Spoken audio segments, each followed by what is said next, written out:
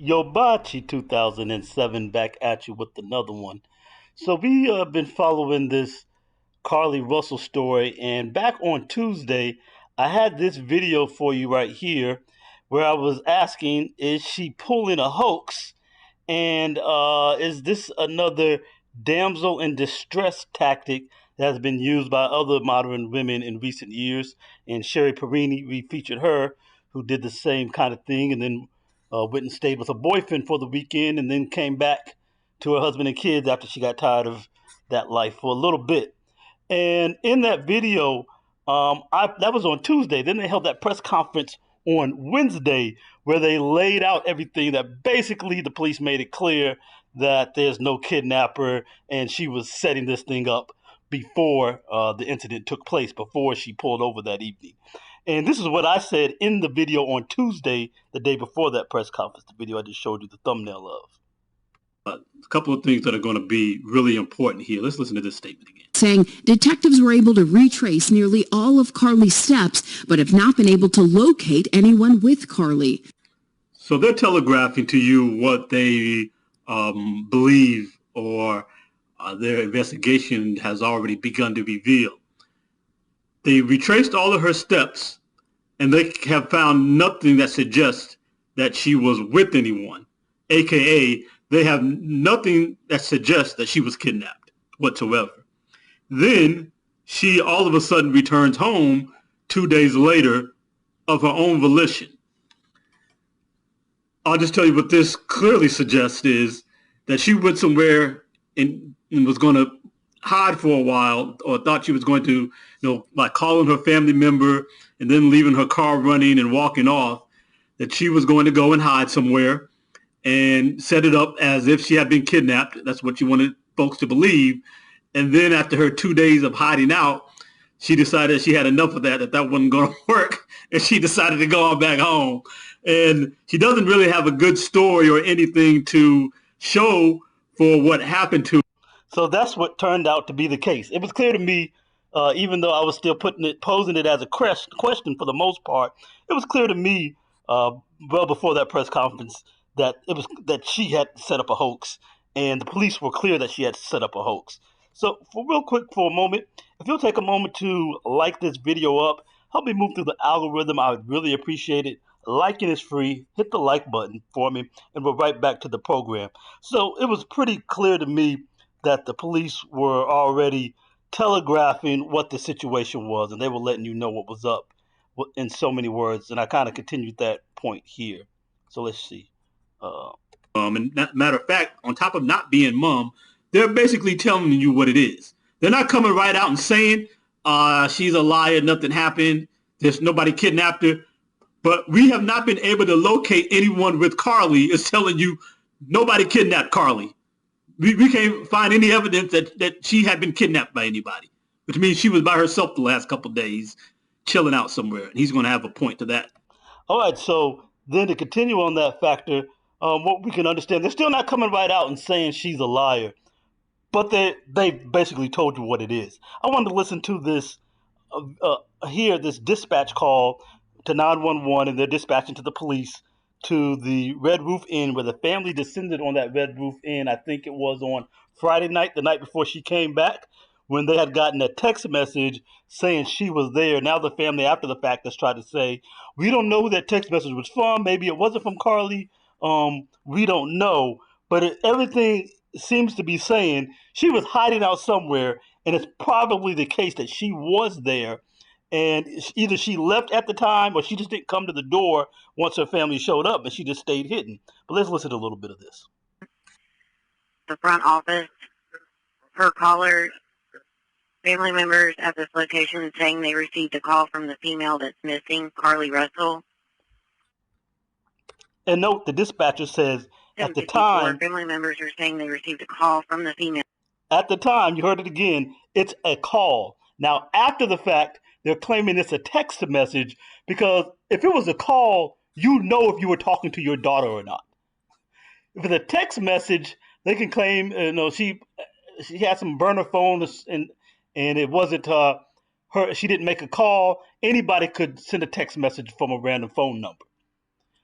So now, after the fact, there was no call. It was a text message, her mother says. So then they can pretend like they don't know if it was really her. But on the night of, it was a call, which means they talked to her, which means they knew where she was and what she was up to. Saying she was at this location. 754 route. 6 of the responding units. I just spoke with the front desk clerks. They said that the family is not being hostile or anything like that, but that there was about 6 carloads of people that have just shown up over there. So they mobbed deep out there. They got the whole family together, 6 cars deep, and they went out there, which is kind of cool that you got family and friends like that. People are ride for you and show up. The problem is, after the fact, once they knew that she was hoaxing to try to get somebody's attention, I'm not speculating whether she's trying to get some man's attention, whether this was a financial thing. I'm not really trying to speculate. I just don't know. It seems like I understand that she had failed out of nursing school and she was having problems on her job, and then she stole from the job to start this off. So she was having all kinds of problems. So it could be all of the above had to do with it. But she's trying to get sympathy and attention, which again a lot of modern women try to do. They start crying tears. They make false accusations against men. You have to watch these women. They will do whatever instead of taking accountability for their problems and issues. These strong, independent women who don't need no man. They can do everything a man can do everything by themselves, and are so strong, they resort to these type of tactics, damsel in distress tactics, and they take no accountability for anything. And they go out and they do these kinds of things. So not only will they put up these hoaxes, they will perpetrate hoaxes against men, call the authorities, and claim you did this, that, and the other with them. That's why you have to watch the women you're with. And when they show signs of either this kind of willing to do these kinds of things, make false accusations against you, or they get violent with you, it's not cute for a woman to hit you. If a woman starts down that road, what'll end up happening is she'll assault you, then call the police and claim you assaulted her. When a woman even starts with that kind of activity, you need to get away from her. So that's the point I want to make for the fellas. So let's listen to this next news report about what happened when she came back. Officers say before she disappeared, Russell took a robe and toilet paper from her job. She then grabbed food, got on the interstate, and called 911. Police say they also found several suspicious searches on her phone. On July 11th at 7:30 a.m., the term "you have to pay for an Amber Alert" was searched. On July 13th at 1:03 a.m., the day of her disappearance, the term "how to take money from a register without being caught" was searched. On July 13th at 2:13 a.m., the day of her disappearance, the term "Birmingham bus station" was searched. On July 13th, 2:35 a.m., a search for a one-way bus ticket from Birmingham to Nashville was conducted. Wait, she trying to come to my city? No, stay down there in the ham. Stay down there in Birmingham. Don't come to Nashville. We don't need your foolishness up here. We got enough crazy broads here already. Let's see the last name. With a departure date of July 13th. Authorities say they... Oh, and they didn't talk about the part where she looked up the movie Taken. She should have been looking up the movie Gone Girl, because that's more what this was like. Because she's pulling that disappearing act like the chicken Gone Girl. Ain't nobody take her, but you can see what she was interested in, setting up a situation where she appeared to be taken and was trying to draw inspiration from that movie on how to go about setting that up. She also wanted to know about Amber Alerts. I don't know. Does she not understand Amber Alerts are for children? That was based off a child who got kidnapped named Amber. That's where Amber Alert comes from. And that's an alert for children who are missing.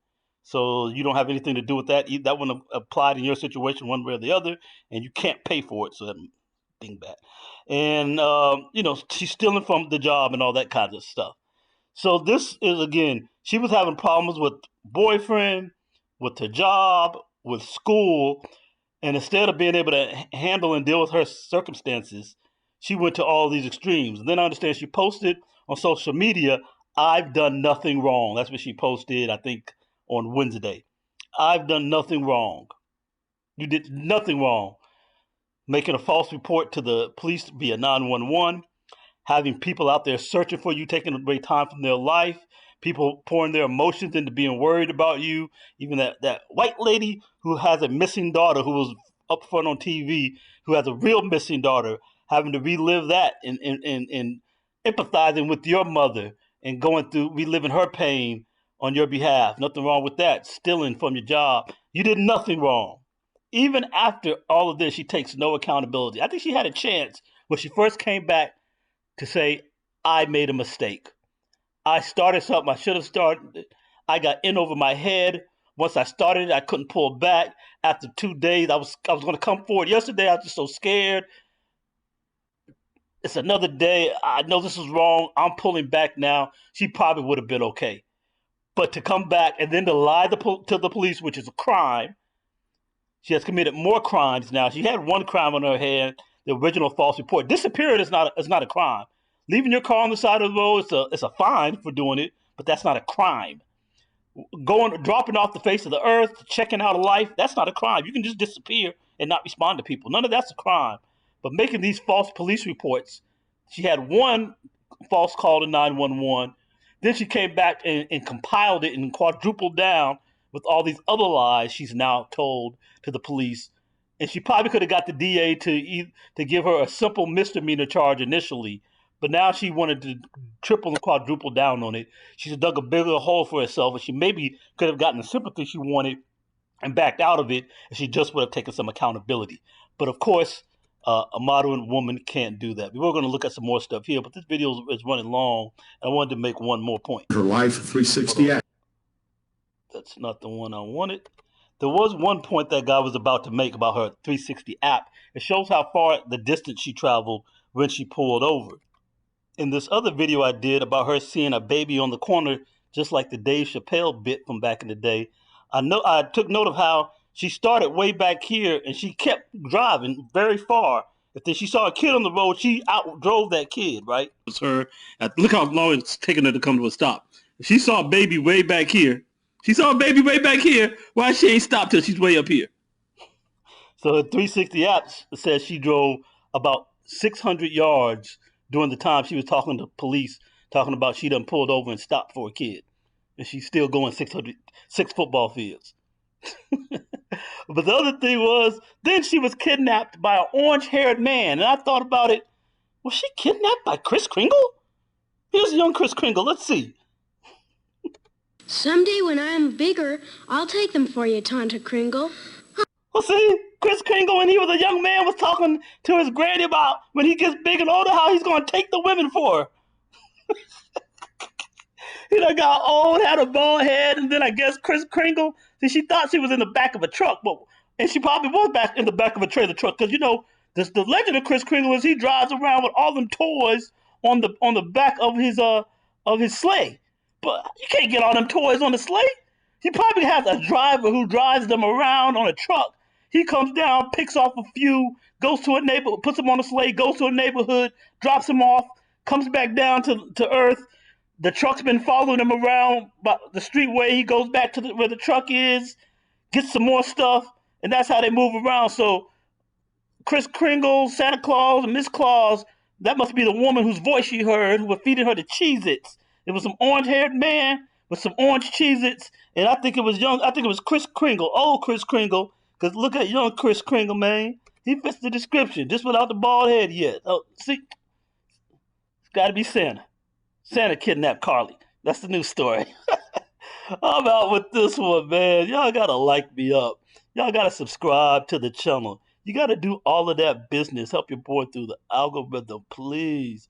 Hibachi 2007. With that, I'm out.